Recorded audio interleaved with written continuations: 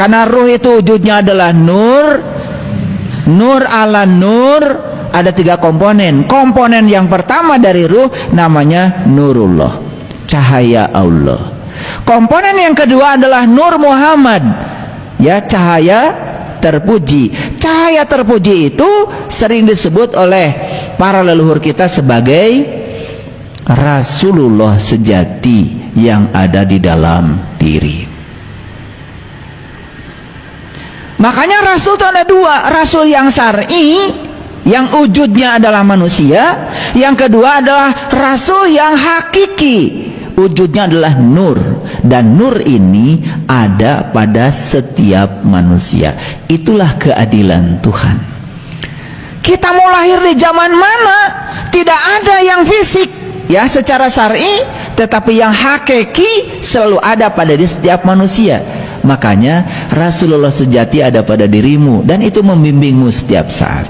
Siapa yang dibimbing? Yang dibimbing adalah nafs, jiwamu, yang sering disebut dengan nur insan.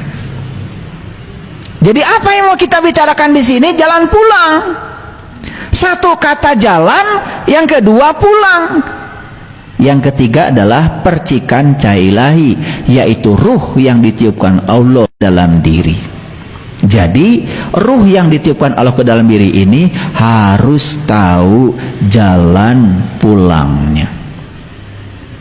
Nah, bagaimana supaya ruh ini tahu jalan pulangnya? Sebetulnya yang harus tahu jalan pulang itu bukan ruhnya, tetapi nur insannya, jiwanya. Nah, sang jiwa ini yang harus tahu jalan pulang. Apakah tidak dibimbing sang jiwa ini oleh Nurullah dan Nur Muhammad? Dibimbing setiap saat.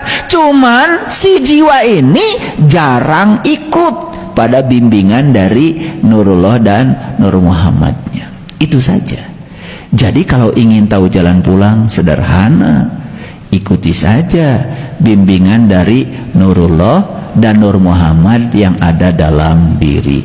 Itu saja cukup. Apakah untuk tahu jalan pulang ini harus hafal ayat, harus hafal kitab suci, harus hafal ribuan hadis, harus hafal ini, hafal itu? Tidak.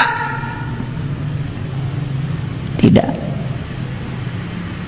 Makanya di Quran sangat luar biasa, ya, dikatakan seperti ini. Baik, kita lihat ayatnya.